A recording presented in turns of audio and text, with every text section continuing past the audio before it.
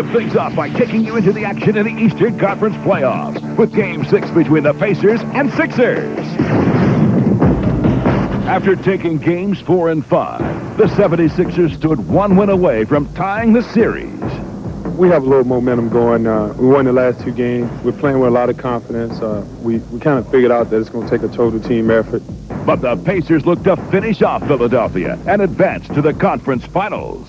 This is where we really strive to be the team that we're supposed to be. And it's exciting. It's going to be in a hostile environment, but that's when we really pick it up. And Reggie Miller helped Indiana take control. Reggie went 6 for 8 in the first quarter, while the Pacers were shooting 77%. Atta baby, Red. Keep it going. Keep it going, baby. Well, I wanted to get into the game quickly because my teammates saw me get into the game quickly, then they were going to just jump on my back. But Allen Iverson and the Sixers refused to go away.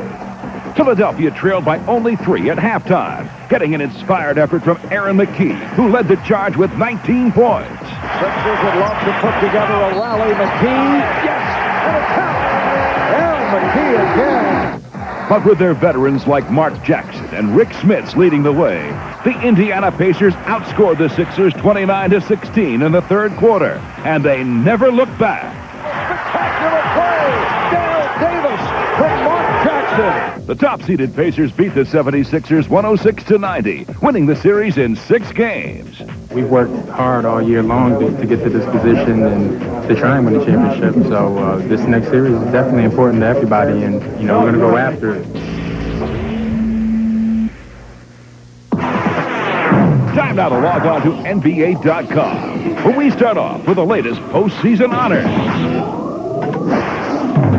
Chicago's Elton Brand and Houston's Steve Francis were co-winners of the Schick Rookie of the Year award.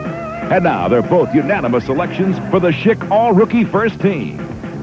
Joining them are the Cleveland Cavaliers' Andre Miller, who averaged over 11 points per game this season. Miller to the dash, with all the way to the hole. Plus, the Minnesota Timberwolves' Wally Szczerbiak, who started for a playoff team and led the club in field goal percentage. Szczerbiak cans the jumper. And the Los Angeles Clippers' Lamar Odom, who averaged 16.5 points and 8 rebounds. Oh, slam dunk. A quick slammer by Lamar Odom. Next up, the NBA Draft Lottery.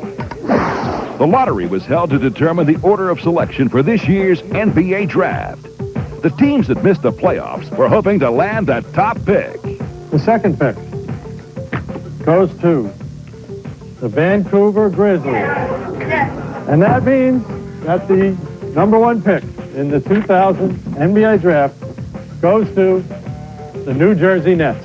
Let this be the beginning of the comeback for the New Jersey Nets. We had a tough season last year, and this is the beginning, hopefully, of a really competitive club that will challenge for the conference title in a very, very short period of time.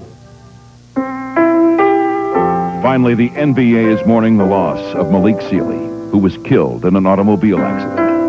An 8-year veteran, Sealy had just completed a strong season for the Minnesota Timberwolves. Malik Sealy was 30 years old. What our team was, that's what he was. I think that he stood for what we were this past year. And he'll be missed, but never forgotten. We'll have more on the life of Malik Sealy later in our show.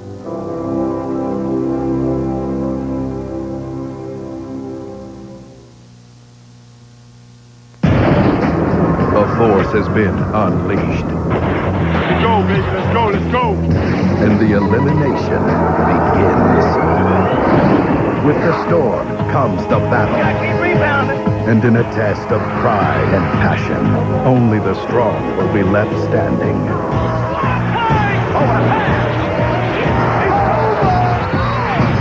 The NBA Playoffs 2000, now playing.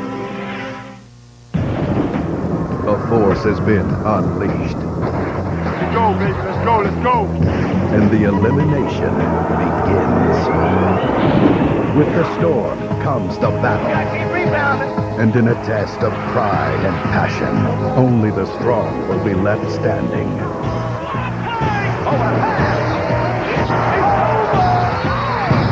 The NBA Playoffs 2000, now playing. Dreams come and go. They are the legends, part of the Dream Team generation. They are the stars of the NBA, known as the new generation. Dreams don't last forever, only memories do. So catch this moment, NBA Conference Finals, tonight on ESPN. This ESPN broadcast of the NBA is brought to you by Adidas. Baseball Max, a weekly baseball program showcasing exciting action, tips, and even bloopers. Baseball Max, Wednesday on ESPN. Welcome back to NBA action. Now let's get back into the action in the Eastern Conference playoffs with a semifinal series between the Knicks and Heat. With the series tied at 2 games apiece, the New York Knicks look to take home court advantage from Pat Riley's Heat. And the crowd at American Airlines Arena was ready for this pivotal Game 5. But New York took the early lead. Sprewell with the knockaway, and Buckle up to win points. But the difference in this game was veteran Dan Marley, who scored 16 points, including some clutch three-pointers. Marley, a long 3 attempt. Got it! Oh, thunder game from 30 feet away! And unlikely hero Bruce Bowen, who nailed a big 3 of his own to seal the win. Here's Bowen for 3. He did it! He did it! He did it! Bruce Bowen! The Heat won at 87-81, taking a 3-2 lead in the series. We know they're going to come out. It's do or die for them. We're thinking about going up there and closing out. The series moved back to New York for Game 6, with the Knicks facing the prospect of elimination. And it appeared New York's season would soon be over. Ashburn, very physical, beautiful move from Ashburn. The Knicks dug themselves into an 18-point deficit in the second quarter. Everything going wrong for the Knicks here in the first half. Coach Jeff Van Gundy called on his team to battle back. And they did just that as they erupted in the third quarter. Nice feed to Charlie Ward. And the Garden has come alive. The Knicks made a dramatic comeback, sparked by their veteran leader, Patrick Ewing. Off the front rim, no good! What's the touchdown by Ewing? Back to Ewing. Ewing wide open. Puts it in. But after New York took a 2-point lead in the closing seconds, Miami would still have a chance to win it with one final shot. Back up to Carter. It's a 3-pointer. No good. And the Knicks force Game 7. New York survived 72-70, tying the series at 3 games apiece. We could have easily have given up when we were down 15 at halftime, but we showed a lot of heart, a lot of courage. This was a great comeback, but the only thing that makes it really memorable is if it leads to a series win. And so for the 4th consecutive year, one of the NBA's greatest rivalries would come down to a decisive final game in Miami. And early on, Alonzo Mourning was a force with 12 of the Heat's first 18 points. Rebound Mourning, offensive putback, no. Goes back again and puts it in. Alonzo Mourning is off to a monstrous game. Latrell Sprewell kept the Knicks in the game. Here's Sprewell. Sprewell to pull up for the tie, yes! The Knicks have tied Miami. After the Heat grabbed the lead in the 4th quarter, Chris Childs single-handedly brought the Knicks back. Childs for the layup, yes, and one. A huge play for the Knicks. But Tim Hardaway put the Heat back on top. Hardaway takes the 3, and it! And the Heat take a 1-point lead. Then Patrick Ewing gave the Knicks the lead. Right block, Ewing to the hole, 2-hand jam, and the Knicks take an 83-82 lead. But just like in Game 6, Miami had one last shot to win it. Witherspoon on the dribble, the shot, no, it's Heartbreak City for Miami. With their 1-point victory, the Knicks eliminated the Heat for the 3rd straight season. You've seen 2 teams go at it for the last 3 years as hard and as well as anybody. And there's a lot of respect that has been gained, I think, over the years on the part of both teams for one another. And I wish them well. Now let's head back into the action as the Knicks move into the Eastern Conference Finals to face the top-seeded Pacers. It's another chapter of the rivalry between Reggie Miller's Pacers and Patrick Ewing's Knicks, with a trip to the finals at stake. Playing against an excellent New York Knicks basketball team, and this is what it's all about. They're the team that's in our way, and we look forward to the challenge. We know it's a big challenge. They're playing good basketball. You know, Reggie wanted us, so here we come.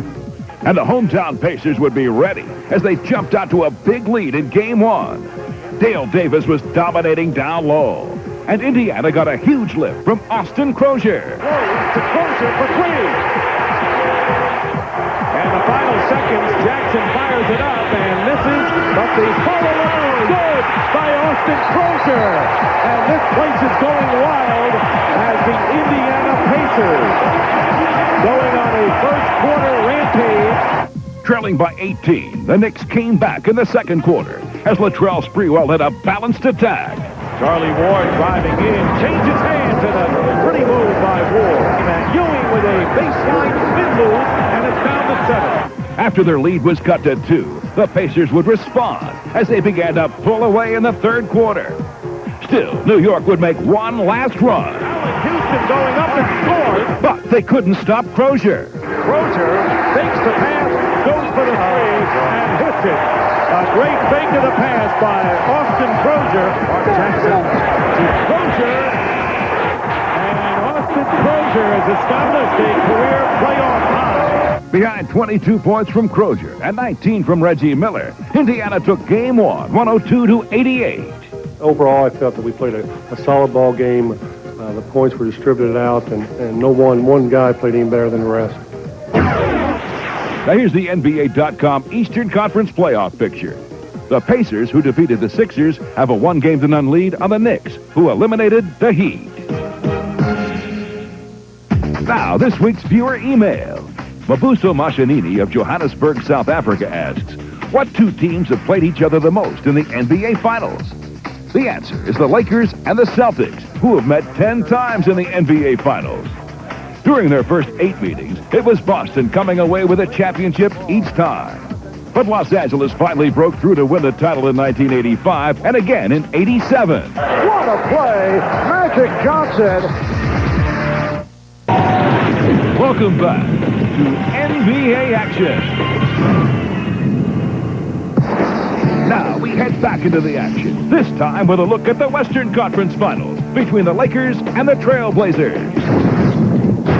This season, the Los Angeles Lakers and the Portland Trailblazers had the 2 best records in the NBA. Now they meet for the right to advance to the finals. We realize that, from a record standpoint, they're a better team, but we're not going into this series thinking that, they're going to dominate us.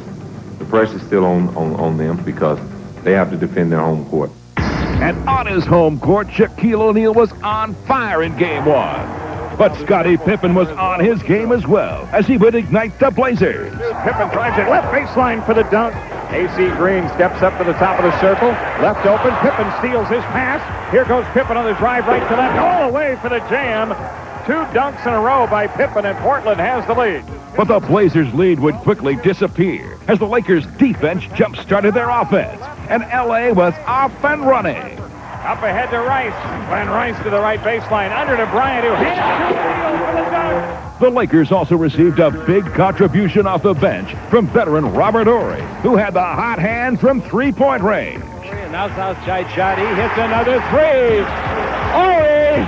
Out to Horry. A 3 on the way. Good on the left side. Robert Horry has it stuck on automatic. And Portland just couldn't contain Shaq, the league's MVP, who was at his overpowering best, finishing with 41 points. Whips the pass into Shaq, low right. The jump hook is in, and O'Neal scores again. The Lakers won it 109-94 as they took a 1-game-to-none series lead. We've done nothing. We've won the first game on the home court. We understand that. The second game is always tougher than the first game. We're going to prepare ourselves for this. We know that it's going to be a different ballgame.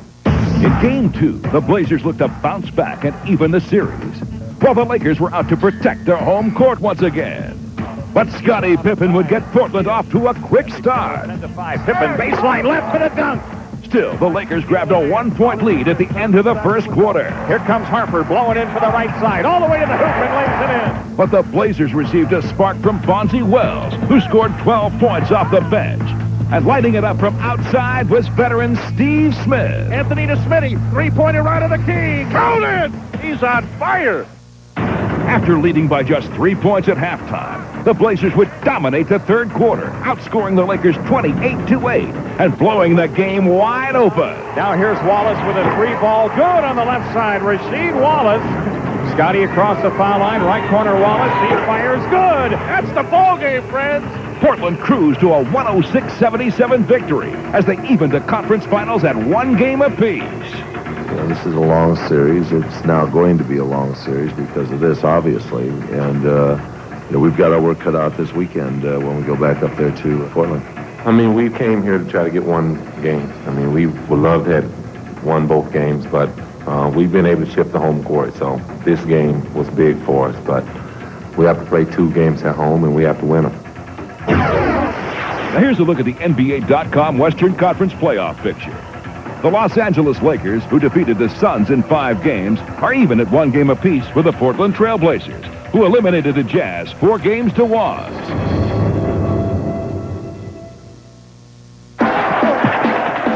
Now we look at the long-standing rivalry between the Indiana Pacers and New York Knicks in timeout.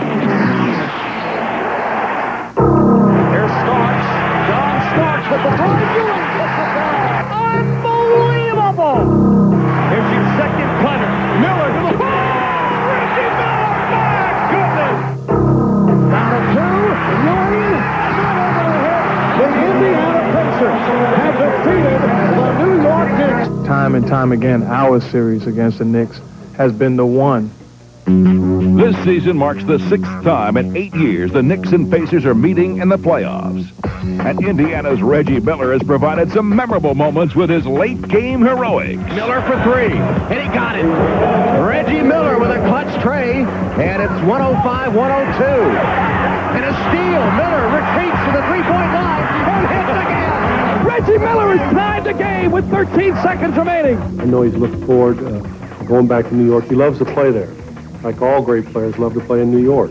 And Reggie loves the showtime. Mullen kicks it to Jackson. Miller, a wide open 3. It's good. The Pacers won in 1998, but last season it was the Knicks' turn as they defeated Indiana in the Eastern Conference Finals for the 2nd time. New York won the series in 6 games with some dramatic shooting of their own. Johnson is three-point territory, but guarded tightly. Johnson cuts left, now fires a 3. It is good! And the Knicks have defeated the Pacers. The thing about ending the season is only one team wins the championship and everybody else ends on a sour note, and we were no different. So hopefully we can have what it takes to get over the hump this time around. Now comes the rematch, and these 2 familiar rivals are ready for another ferocious battle. Each year that we play them, the level of intensity definitely goes up. It's going to be tough, but I'm welcoming the challenge. Our job is to go out and beat the New York Knicks. It's going to be a great, great series. Welcome back to NBA action. Now we remember a Minnesota Timberwolves player whose life was tragically cut short. Malik Sealy in holding court. Malik Sealy, who died at the age of 30, leaves behind a lasting legacy as both a player and a person. Malik touched the lives of everyone who knew him, while also making his mark in the NBA. Sealy arrived in the NBA in 1992 as the Pacers' first-round pick. After stints with the Los Angeles Clippers and the Detroit Pistons, Malik came to Minnesota in 1998 and was making a name for himself. Practiced hard. He played hard. He demonstrated leadership. He would get after players when they didn't work hard. He was very professional about everything he did. This season, Malik emerged as a starter and key player in Minnesota. The Wolves have just knocked out the Indiana Pacers on a home run shot by Malik Sealy. This year was like one of his best years in the league. You know, I know every time my team played, if he gave our team fits, you know. Even this year, you know, he was one of the reasons they beat us. The last shot I saw him take against us was a game-winning shot. And it counts. The Timberwolves win the game on a last-second tip-in by Sealy. Though we lost due to the nature of what's happened, that's not a bad memory. And there will be just as many memories of Malik Sealy off the court. As he spent time in the community, Malik inspired others with his spirit and enthusiasm. I just remember his off the court, how gentle he was, how nice he was, and that he had vision. I mean, he wasn't just doing basketball. He was trying to parlay basketball into other things. Malik's life away from basketball included designing clothing and owning his own necktie company. He'd also begun working on a career in acting. From everybody I've talked to that knew him, they said he was an outstanding human being, and it's a sad loss for the league. Anytime you lose a person of that quality, it's a loss for all of us. I know that his organization, they thought the world of him. He was a very integral part of the makeup of their team, not just as a player, but just as a human being. Oh, I knew Malik, you know, he was a great basketball player, but he was a great person. That's what you get out of knowing Malik Sealy. He just was a real good person to be around, to have as a friend and as a teammate. He was a good guy, you know. And I know we're going to talk about basketball when we talk about Malik, but you really should talk about him as a guy. He was just a good guy, and that's nice to be said about a person.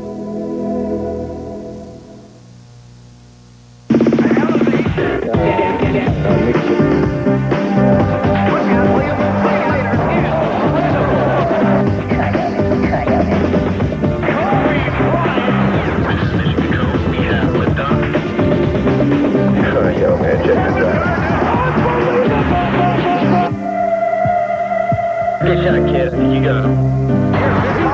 Yo,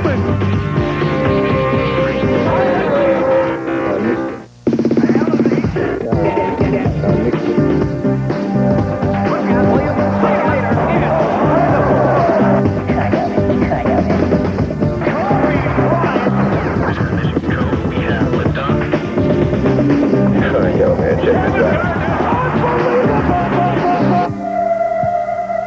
Good shot, kid. I think you got him.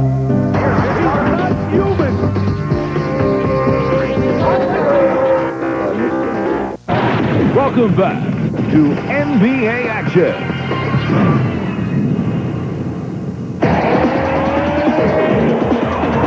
All right, time now for the top 10 block shots of the year in our courtside countdown. Starting us off at number 10, it's the Nuggets' Rafe LaFrentz. Iverson, tracked by LaFrentz. Wow, shot! What a play by LaFrentz. Rafe timed it beautifully. Wow! Coming in at number 9, check out this block from Anthony Penny Hardaway of the Phoenix Suns. Iverson always was. He's blocked by Penny. He blocked the shot. How about that? Good shot on his feet again. Checking in at number 8, here's swingman Tracy McGrady of the Toronto Raptors. What a swat by McGrady. Was he ever up there quickly? In at number 7, it's Lakers center Shaquille O'Neal. Not once, but twice. Shaq Johnson not once, but Shaq boxed his shot twice. Get out of my house, shorty. At number 6, from out of nowhere, it's Orlando Magic rookie Corey Maggette. Oh, what a block by Maggette. Look at Maggette. Oh, my, what great hops. I mean, did he take the elevator shaft straight up? At 5, once again, it's MVP Shaquille O'Neal. Boliak underneath, blocked shot by Shaq. He sent it back Federal Express. Coming in at number 4, it's Atlanta Hawks center Dikembe Mutombo. Robinson drives on Mutombo and deep rejects it. What a block. Man, I'm telling you, the guy's got 1,000 blocks, but that last one was some kind of impressive. In at number 3, it's Spurs veteran Jerome Kersey. Nick Anderson has a step on Kersey. Oh, what a block by Jerome Kersey. An absolutely stupendous rejection. Oh, wow. At 2, another San Antonio Spur, Tim Duncan as he saves the game. 5 seconds left. Shovel for Marbury. Rejected by Duncan. Big-time plays by big-time players. Oh, a layup that would have tied it. Nice look by Keith Van Horn. But laying in wait. Sensational rejection. With a #1 block of the season, once again, it's the Nuggets' Rafe LaFrentz. Garnett away from McKnight. Great block, Ray LaFrance. Great job by Ray LaFrance. LaFrance cleanly blocked that shot. That's our show for this week. Thanks for watching. Remember, you can follow all the action of the NBA Playoffs 2000 on the league's official website, NBA.com. I'm Jim Fagan for NBA Action. See you next week.